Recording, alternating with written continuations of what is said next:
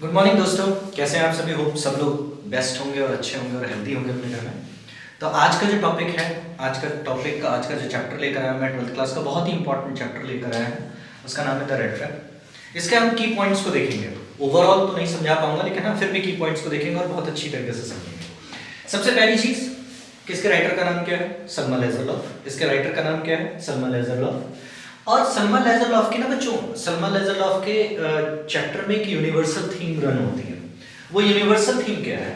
ए believe, उनके chapter में क्या है? A believe that the essential goodness in a human being. एक विश्वास है, एक वो बिलीव रखती है। उनके सारे चैप्टर में ये यूनिवर्सल थीम रन होती है। वो क्या है कि एक बिलीव है दैट द एसेंशियल गुडनेस, जो एसेंशियल गुडनेस है मतलब इंसान की जो मूलभूत अच्छाई है, जो फंडामेंटल अच्छाई है इन ए ह्यूमन बीइंग, किसी भी ह्यूमन बीइंग में, कैन बी अवेकन्ड।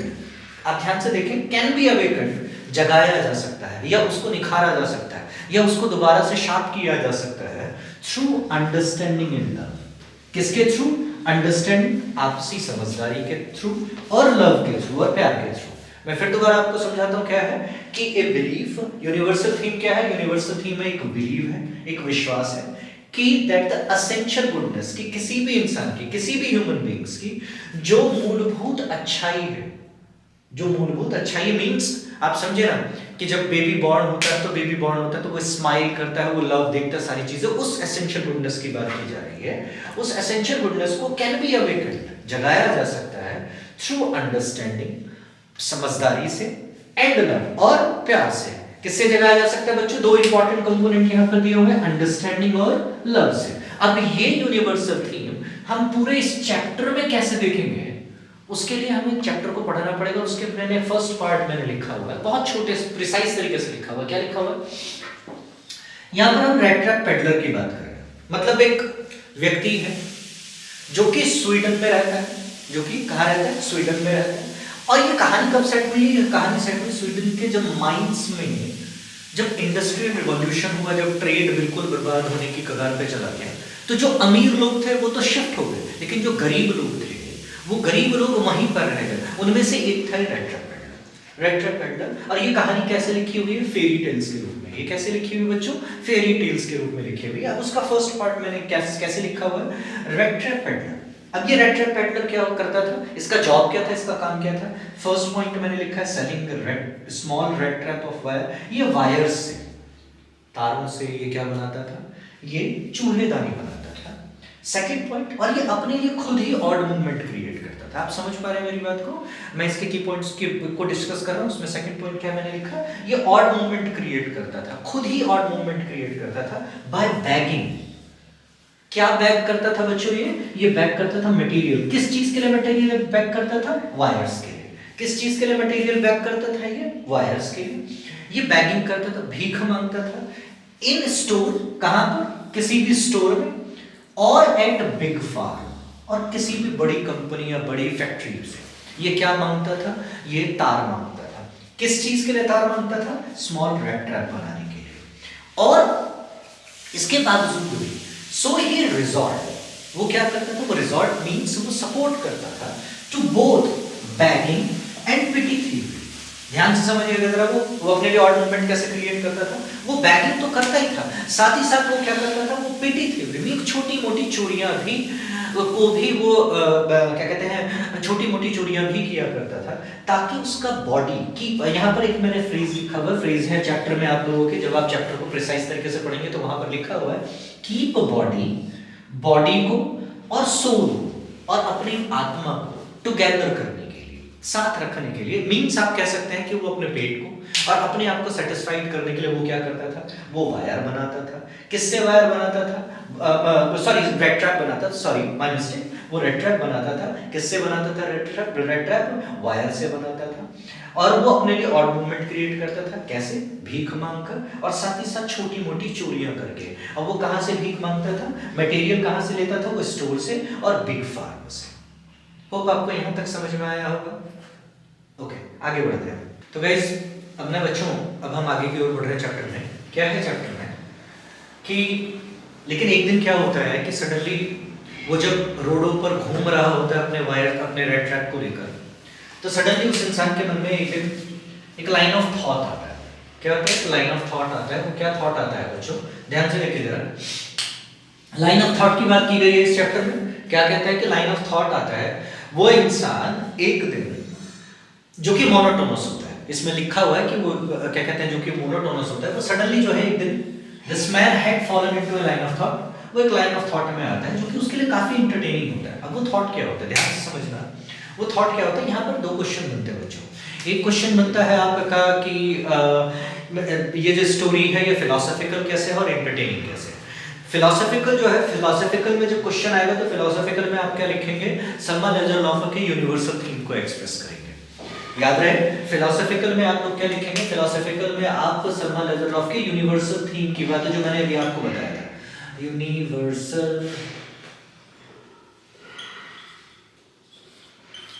थीम की बात करेंगे। कौन से यूनिवर्सल थीम की बात? कि ए बिलीफ कि जो essential goodness of A human being, जो एसेंशियल गुडनेस है ह्यूमन बीइंग का, वो जगाया जा सकता है, कैन बी अवेकन्ड, वो जगाया जा सकता है किससे? अंडरस्टैंडिंग और लव से। लेकिन अब यहाँ पर एंटरटेनिंग क्या है? एंटरटेनिंग क्या था बच्चों उसके लिए? एंटरटेनिंग क्या था कि वो सर्टेनली वो किस चीज के बारे में सोच रहा था? वो सोच रहा था रेड ट्रैप के बारे में, और रेड ट्रैप के बारे में सोच रहा था। और रेड ट्रैप के बारे में सोचते ही उसके माइंड में क्या आया कि दिस होल वर्ल्ड, ध्यान से समझना जरा एंटरटेनिंग क्या है। दिस होल वर्ल्ड, ये जो सारा संसार है, ये जो सारा संसार है, चाहे इसके क्या कहते हैं फॉरेस्ट हो, हाउस हो या एक्सेट्रा, जितनी भी चीजें हैं इस संसार में, जितनी भी चीजें हैं वो क्या है? वो एक बिग रेड ट्रैप है। वो क्या है बच्चों? बिग रेड ट्रैप है। मैंने आपसे क्या कहा? ये जो सारा संसार, उसके लिए क्या एंटरटेनिंग था? एंटरटेनिंग था कि ये जो सारा का सारा होल वर्ल्ड है, ये सारा का सारा संसार जो है वो उसके लिए क्या है? एक बिग रेड ट्रैप की तरह। किसकी तरह है? बिग रेड ट्रैप की तरह। और ये एग्जिस्ट कुछ नहीं, ये एग्जिस्ट, इसके एग्जिस्टिंग का कोई अदर पर्पस नहीं है, सिर्फ एक पर्पस था इस बिग रेड ट्रैप का। ये बिग रेड ट्रैप कौन शो कर रहा है? ये बिग रेड ट्रैप कर रहा है आपका क्या कहते हैं होल वर्ल्ड। ये एग्जिस्ट क्यों करता है? ये एग्जिस्ट क्यों करता है? टू सेट बेट। याद है, टू सेट बेट। ये क्या, इसका कोई और पर्पस नहीं है, वो सिर्फ क्या दे रहा है? लालच दे रहा है। याद है वो क्या दे रहा है? लालच दे रहा है। यहाँ पर लिखा हुआ है कि ये जो व्यक्ति है, ये व्यक्ति जब एक दिन रोड पे ऐसे ही घूम रहा था अपने वायर्स, अपने रेड ट्रैप के साथ, जब वो रेड ट्रैप को अपने चेस्ट पे क्या कहते हैं लगाकर घूम रहा था, तभी अचानक उसके माइंड में क्या आता है? एक थॉट आता है। वो थॉट उसके लिए काफी इंटरटेनिंग होता है। वो इंटरटेनिंग थॉट क्या होता है बच्चों?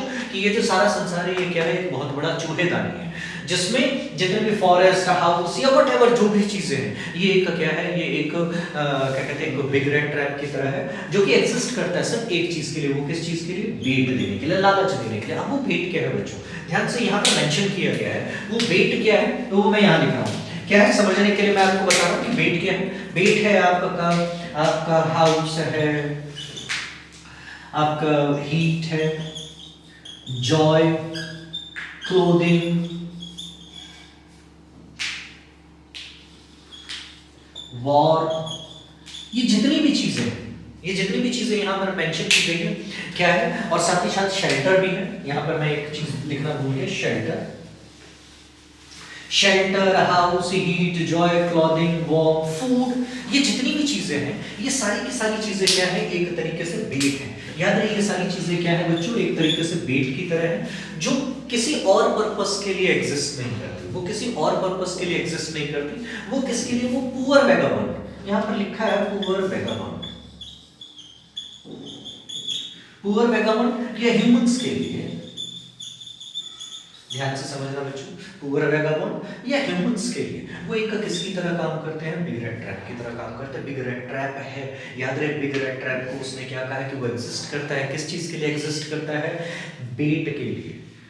बेट के लिए। वो बेट क्या है? शेल्टर है, हाउस है, हीट है, जॉय है, क्लोथिंग और वार्म है। और क्लोथिंग और वार्म के साथ साथ वो पुअर वैगाबॉन्ड या ह्यूमंस के लिए ये क्या करता है? वो बेट की तरह काम करता है। जैसे ही कोई इंसान, यहाँ पर लिखा हुआ है, जैसे ही कोई इन लालच को, इनमें से किसी भी लालच को टच करने की कोशिश करता है, वैसे ही वो उसमें उलझ कर रह जाता है। बिल्कुल वैसा ही, एग्जैक्टली बिल्कुल वैसा ही जिस तरीके से चूहेदानी में चूहे को पकड़ने के लिए यहाँ पर दो चीजें मेंशन की गई है बच्चों।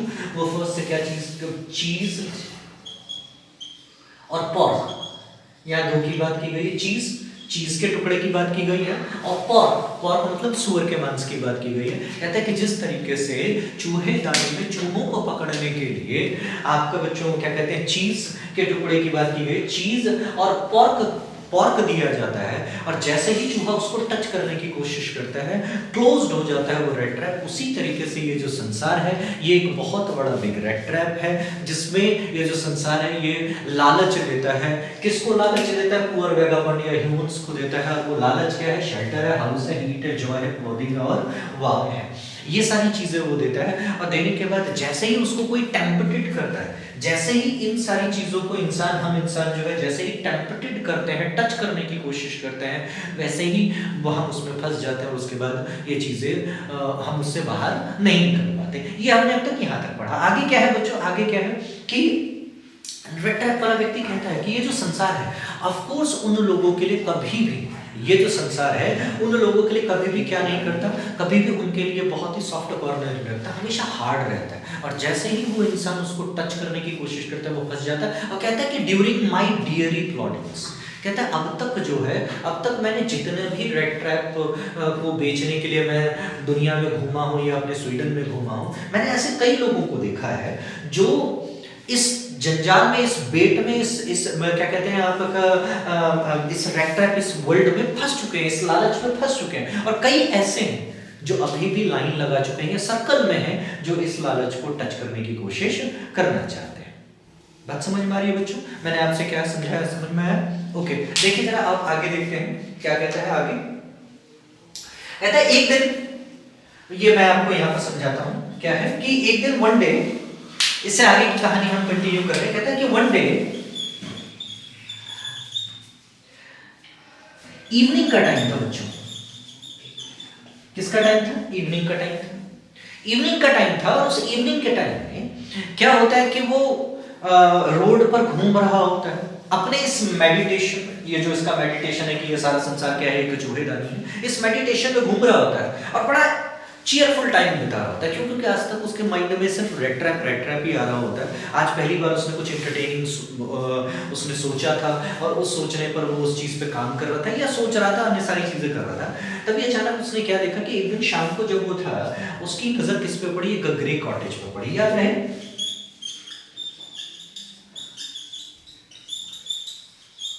ग्रे कॉटेज पे पड़ी। अब इस ग्रे कॉटेज की बात समझने की कोशिश करते हैं। ग्रे कॉटेज में क्या है? ग्रे कॉटेज में जो व्यक्ति था वो क्रॉफ्टर था। आप लोग मुझे बताएंगे कि क्रॉफ्टर क्या होता है? ये आप लोगों के लिए सवाल है। जो भी मेरी वीडियोस को देखेगा वो मुझे बताएगा कि क्रॉफ्टर क्या होता है। Then I will tell you कि क्रॉफ्टर का मीनिंग क्या होता है। ओके, ठीक है। क्रॉफ्टर जो है वो विदाउट वाइफ, विदाउट चिल्ड्रन अपने उस ग्रे कॉटेज में रह रहा होता है। विदाउट वाइफ, विदाउट चिल्ड्रन उस ग्रे कॉटेज में रह रहा होता है।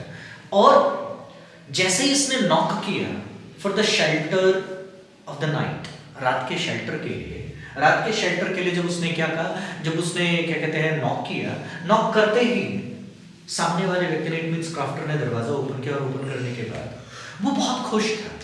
वो बहुत खुश था। क्यों? क्योंकि आज उसके साथ लोनलीनेस बांटने वाला था। आप समझ रहे हैं मेरी बात को? मैं क्या कह रहा हूं?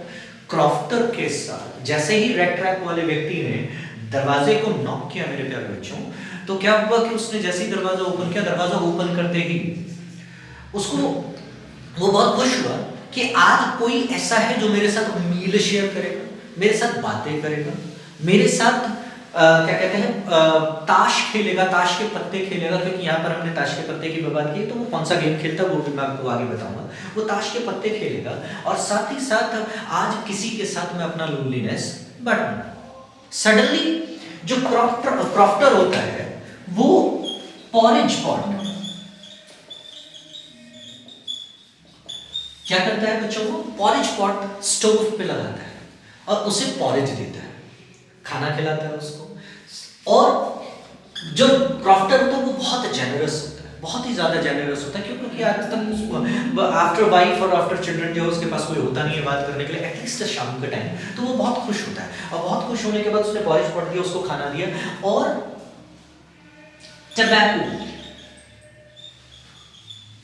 टबैको रोल किया और टबैको पिया। साथ ही साथ एक गेम खेला, दैट इज कॉल्ड मजॉलिश। ये एक ताश का गेम होता है बच्चों। मजॉलिश खेला उसने, और मजॉलिश खेलने के बाद वो बहुत जेनरस था इन सब चीज़ों में, और जेनरस इतना खुश था आज की, वो बहुत जेनरस था। और जेनरस के साथ उसने तुरंत ये बताया, क्या बताया कि जेनरस था, उसने क्या कहा कि जब मेरे बॉसी डेज थे, ये क्रॉफ्टर क्या कहते हैं बच्चों, क्रॉफ्टर कहता है कि जब मेरे बॉसी डेज थे तो मैं राम्स जो आयरन मिल में काम किया करता था, और मैं फार्म पे भी काम किया करता था। क्रॉफ्टर क्या कहता है, मैं राम्स जो आयरन मिल, यहाँ पर याद रहे, यहाँ पर राम्स जो है आयरन वर्क में काम किया करता था, आयरन मिल में काम किया करता था। और जब उसके बॉसी डेज थे, मतलब जब उसके शरीर में ताकत थी और जब वो मेंटली और फिजिकली बहुत फिट था, तब वो कहाँ काम किया करता था, वो रामजो आयरन मिल में काम किया करता था, रामजो आयरन मिल में काम किया करता था और फार्म पे भी काम किया करता था। लेकिन आज जो है, आज वो उसकी एक गाय है जिसके क्रीमी दूध से वो अपना क्या कहते हैं, अपनी आजीविका, अपना लाइवलीहुड चला रहा होता है। और वो कहता है कि जितना जेनरस वो क्रॉफ्टर जो है, जितना जेनरस पॉरेज, टबैको और मजॉलिस से था, इतना कहते ही वो उठता है। और उठने के बाद बहुत ही क्या कहते हैं, जेनरसिटी के साथ कहता है कि लास्ट मंथ का जो बिल है बच्चों, जो मैंने रिसीव किया है, वो 30 क्रोना, मतलब 10 + 10 + 10 नोट्स किसके, 30 क्रोनर के। याद है 30 क्रोनर की बात की जा रही है। 30 क्रोनर, सॉरी क्रोनर की स्पेलिंग गलत लिखी है मैंने, 30 क्रोनर उसे रिसीव हुआ है। वो कहता है, कौन कहता है, ये क्रॉफ्टर कहता है कि लास्ट ही मंथ मैंने कितने क्रोनर रिसीव किए, 30 क्रोनर। ये सुनते ही, जैसे ही रेड ट्रैप वाले व्यक्ति ने ये सुना, यह सुनते ही जो रेड ट्रैप वाला व्यक्ति था, ये जो रेड ट्रैप वाला व्यक्ति था, ये इनक्रेडिबल होता है। इसके माइंड में लालच, इसके माइंड में नेगेटिविटी आती है, इसके माइंड में लालच और इसके माइंड में नेगेटिविटी आती है। अच्छा, क्रॉफ्टर ने जो सबसे बड़ी गलती की होती है, वो क्या की होती है बच्चों, क्रॉफ्टर ने इस चैप्टर में गलती क्या की, क्रॉफ्टर उठा, उसने 30 क्रोनर एक दीवार पर विंडो फ्रेम में एक कील टंगी हुई थी, उस पर एक लेदर पाउच था, दीवार पर एक विंडो फ्रेम था, विंडो फ्रेम में जो विंडो थी दीवार में, उस विंडो फ्रेम में एक कील थी, उस कील पर लेदर पाउच लगा हुआ था। उसने वो लेदर पाउच से 3 wrinkled 10 kroner notes, 3 wrinkled 10 kroner note, कुछ मुड़े हुए 10-10 के 3 क्रोनर नोट जो थे वो निकाले, और निकालने के बाद वो उसके सामने ही उसने निकाले, और निकालने के बाद उसके सामने ही लेदर पाउच में रख दिया, उसके सामने ही लेदर पाउच में रख दिया। यहां तक बात समझ में आई? आगे देखिए क्या कहता है, अगली सुबह जो गुड सीजन में जगते हैं कौन कौन, क्रॉफ्टर और रेड ट्रैप। अगले ही सीजन में कौन कौन जगते हैं, गुड सीजन में जगते हैं कौन कौन, रेड ट्रैप और क्रॉफ्टर दोनों जगते हैं। क्योंकि क्रॉफ्टर को बहुत हरी होता है, किस चीज के लिए हरी होता है, क्यों, क्योंकि उसको कहाँ जाना होता है बच्चों, उसको जाना होता है अपनी गाय से दूध निकालने के लिए। और जो रेड ट्रैप वाला व्यक्ति होता है वो सोचता है कि जब घर का ओनर उठ गए हैं तो मुझे भी उठ जाना चाहिए, और वो दोनों ही एक दूसरे को गुड बाय कहते हैं, थैंक यू कहता है रेड ट्रैप उसको for the meal, for porridge और अन्य सारी चीजें। और वहां से वो दोनों thereupon they went away their each way, दोनों ही अपने अपने रास्ते निकल जाते हैं। यहाँ तक बात समझ में आई बच्चों? अब जो चैप्टर का जो सेकंड पार्ट है, चैप्टर का second part in the sense कि मैंने इस चैप्टर को 2-3 पार्ट्स में डिवाइड किया, जिसमें से ये जो सेकंड पार्ट है ये बहुत इंपॉर्टेंट है। क्यों इंपॉर्टेंट है बच्चों? उसके पीछे का रीजन क्या है कि अब जो है ये जो रेड ट्रैप वाला व्यक्ति है, इसके माइंड में जो वो 30 क्रोनर की बात आती है, वो 30 क्रोनर की जो बात होती है वो भी एक लालच की तरीके से होता है। अब उस लालच को किस तरीके से ये पाने की कोशिश करता है वो मैं आपको आगे बताता हूँ। क्या होता है कि 30 मिनट बाद बच्चों ना, 30 मिनट बाद ये जो रेड ट्रैप वाले जो पेडलर होते हैं खिड़की तोड़ते हैं, पैसे निकालते हैं, जेब में डालते हैं बच्चों, और जेब में डालने के बाद वहां से चले जाते हैं। जाने के बाद क्या होता है, वो जंगल की ओर मुड़ता है बच्चों। शुरुआत के जो 1.5 घंटे होते हैं, शुरुआत का जो 1 आवर होता है, वो बहुत ही इवन तरीके से गुजर रहा होता है। लेकिन आफ्टर दैट, इस 1 घंटे के बाद आफ्टर दैट मेरे प्यारे बच्चों, क्योंकि एक बड़ा फॉरेस्ट होता है, बड़ा फॉरेस्ट होने की वजह से क्या होता है बच्चों कि वो कंफ्यूज हो जाता है, और उसे अचानक से अपना थॉट याद आता है कि ये जो संसार है ये चूहेदानी है, और इसमें सारी चीजें लालच है, और वो खुद भी लालच में फंस गया। क्यों? क्योंकि एक बड़ा फॉरेस्ट होता है, वो बहुत कोशिश कर रहा होता है कि इस फॉरेस्ट से जो है, ये जो फॉरेस्ट है आपका, इस फॉरेस्ट से वो निकल सके, लेकिन नहीं निकल पाता। शाम का टाइम हो चुका होता है। शाम का टाइम होने की वजह से क्या होता है बच्चों की, वो जमीन पर बैठता है, वो समझ चुका होता है कि मेरा एंड करीब आ चुका है, और एंड करीब आ चुका है और वो मरने की कोशिश कर रहा होता है। इस चैप्टर में दिया हुआ है, ज़्यादा डिटेल में नहीं जाएंगे क्योंकि एग्जाम बहुत करीब है। कहते हैं कि वो जमीन पर लेट जाता है, तभी अचानक उसे समझ में आता है, तभी अचानक उसे सुनाई देता है, क्या सुनाई देता है, रेगुलर हार्ड थंबिंग। और रेगुलर हार्ड थंबिंग की वजह से क्या होता है, वो समझ चुका होता है कि ये जो हार्ड थंबिंग है किसी और की चीज़ की बात नहीं है, उसे क्या सुनाई देता है, थंबिंग सुनाई देता है। और थंबिंग जो सुनाई देता है बच्चों को, थंबिंग किस चीज़ का होता है, हैमर स्ट्रोक होता है। और हैमर स्ट्रोक किसका होता है, आयरन मिल का। कौन से आयरन मिल का, राम्सजो आयरन मिल का।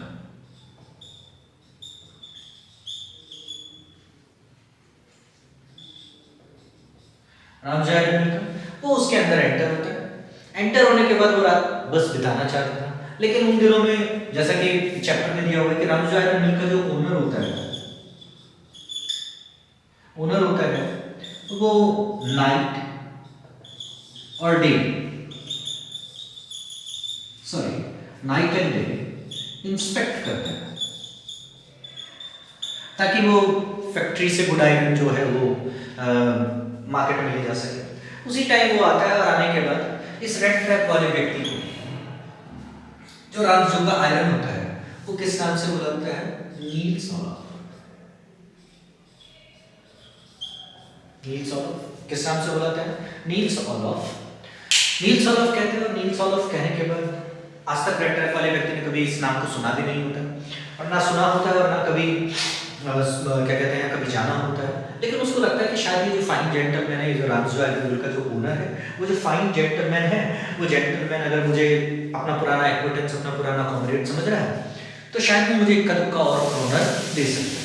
लेकिन अचानक से वो एक प्रस्ताव रखता है। वो क्या प्रस्ताव रखता है कि चलो तुम मेरे घर चलो, और क्रिसमस के दिन जो है पार्टी हम लोग करेंगे, खाना पीना पकाएंगे, और पकाने के साथ साथ उसको फिनिश करने के बारे में सोचा।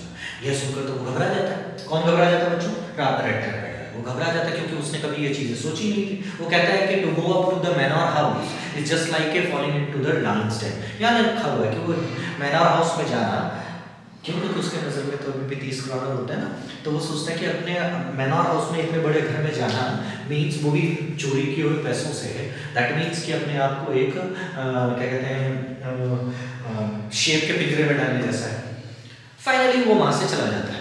कौन चला जाता है, राम्सजो आयरन मिल का जो आयरन वर्क का जो ओनर होता है वो चला जाता है। अब यहाँ पर बच्चों एक कन्या का आगमन होता है। उस कन्या का आगमन, ये ओनर की जो बेटी होती है, एक नया किरदार आया है, ध्यान से, दैट इज कॉल्ड एडला मिलमेच।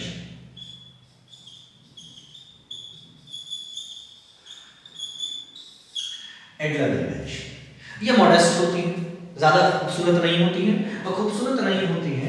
ये आती है आधे घंटे बाद उसी आयरन मिल में, और आने के बाद ये रेड ट्रैप वाले व्यक्ति को ये कॉन्फिडेंस दिलाती है कि जिस तरीके से आप यहाँ पर फ्री हो, उसी तरीके से आप मेरे घर में भी फ्री हो गए, और जब चाहे तब आप आ सकते हैं। सिर्फ आप कितनी देर के, सिर्फ आप क्रिसमस तक रहे मेरे साथ। जाता है उसके साथ, जाता है, और जानने के बाद जो है वो टेबल मैनर कर रही होती है, टेबल पे सारी चीज़ कह रही, तो वो अपने फादर से कहती है कि फादर मुझे पिछली रात तो ये समझ ही नहीं आया कि वो कहीं से पढ़े लिखे हैं। उसके फादर ने कहा कि जैसे ही उसके ट्रैम में कपड़े और ट्रैम में बिहेवियर जाएगा, वैसे ही आपको पता लग जाएगा कि हाँ ये कितना पढ़ा लिखा है। और उसका फादर बहुत खुश होता है कि पिछले आज मुझे बहुत दिनों बाद जो है मुझे क्या मिल रहा है, मुझे अपने कॉमरेड के साथ क्या कहते हैं खाना खाने का क्या कहते हैं एक अलग ही इंजॉयमेंट मिल रहा है, एक अलग ही इंटरेस्ट आ रहा था उसके फादर को।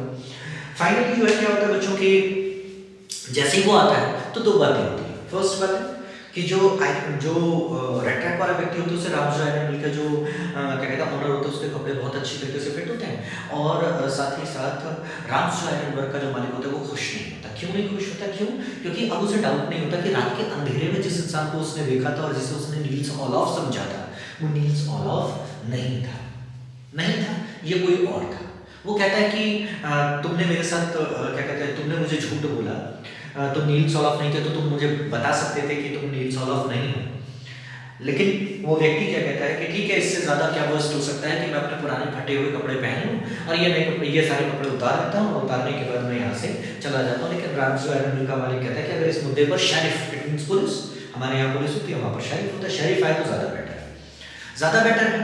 लेकिन फिर भी वो कहता है कि रेड ट्रैप वाला व्यक्ति रामजो के आयरन क्या कहता है, ओनर से कहता है कि मैं आपको बताना चाहता हूँ कि ये दुनिया क्या है, बहुत बड़ी चूहेदानी है और जिस तरीके से चूहेदानी में चूहे को पकड़ने के लिए चीज़ पॉर्क दिया जाता है, उसी तरीके से मैं भी गलती से इस लालच में फंस गया। अगर आज मुझे पुलिस लेकर जाती है तो याद रहे, रामजो आयरन के उसको एडलर मेंशन के फादर से कहते हैं कि याद रहे एक दिन ऐसा आपके साथ भी होगा। वो हंसता है और कहता है कि ठीक है, अब तुम यहाँ से चले जाओ, मैं आज पुलिस वाले को नहीं बुला रहा, शेरिफ को नहीं बुला रहा।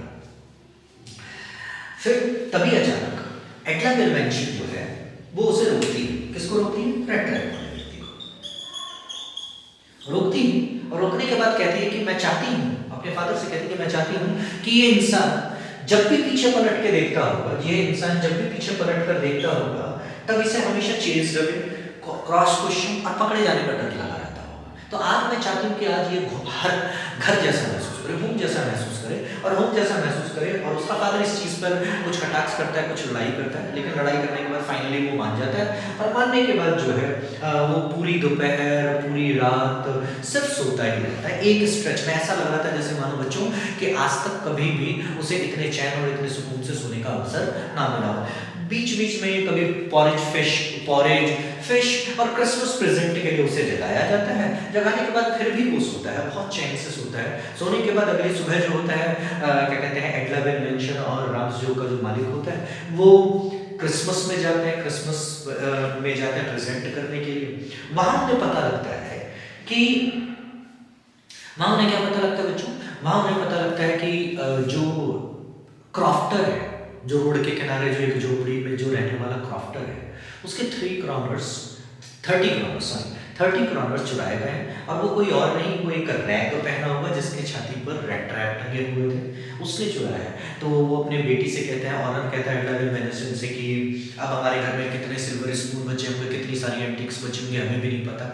गाड़ी रुकती है उनके घर के सामने में और गाड़ी रुकती है, वो गाड़ी से हार्डली रुकती है, तभी वो अपने वैलेट से, वैलेट याद है यहाँ पर इस्तेमाल हो रहा है वैलेट, वैलेट का मतलब होता है नौकर। वो अपने नौकर से पूछता है, उसका फादर एडला मेंशन का फादर, कि क्या वो रेड ट्रैप वाला व्यक्ति गया, कुछ लेकर तो नहीं गया या सब कुछ लेकर चला गया? तो वैलेट कहता है कि वो चला तो गया, लेकिन इंस्टेड ऑफ कि वो कुछ लेकर जाए, उल्टा उसने देकर दिया। अब यहाँ क्या देकर दिया बच्चों? उसने क्या देकर दिया? एडला मेंशन के लिए एक स्मॉल रेड ट्रैप बनाया। उस रेड ट्रैप में क्या था? 30 क्रॉनर थे, 30 क्रॉनर थे और एक लेटर था, एक लेटर था जिसमें जैग्ड वर्ड्स में लिखा हुआ था। क्या लिखा हुआ था? याद है, एडला मेंशन के लिए एक स्मॉल रेड ट्रैप था, स्मॉल रेड ट्रैप के साथ साथ उसमें क्या था? 30 क्रॉनर था और एक लेटर था। वो लेटर जैक्ड वर्ड में लिखा हुआ था। वो क्या लिखा हुआ था कि since you are very generous to me, कि मिस आप मेरे लिए बहुत जेनरस थी और मैं चाहता हूं कि जब मैं अगली बार आऊं तो मैं एक कैप्टन नील्स ओलफ बन के ही आऊं, क्योंकि आप मेरे लिए नाइस थे। तो ये देखकर एडला मेंशन बहुत खुश हो जाता है, उसकी आंखों में आंसू आ जाते हैं इमोशन से। इस तरीके से मैं आपसे बताना चाहता हूँ बच्चों, इस तरीके से सलमान लेज़रलॉफ ने जो ये कहा था कि लव, केयर और इमोशन से, अंडरस्टैंडिंग से किसी भी इंसान के एसेंशियल गुडनेस को जगाया जा सकता है। तो इन शॉर्ट बच्चों, एडला मेंशन के लव और अंडरस्टैंडिंग से और बिलीफ से रेड ट्रैप वाला व्यक्ति फाइनली, उसने जो एंड में लेटर लिखा बच्चों, उसमें साइन किया, हिमसेल्फ साइन नील्स ओलफ के नाम से। क्यों साइन किया? क्योंकि उसे समझ में आ गया कि आखिर इसका जो क्रेजी आइडिया है एडला मेंशन का, वो यही है। होप आपको ये चैप्टर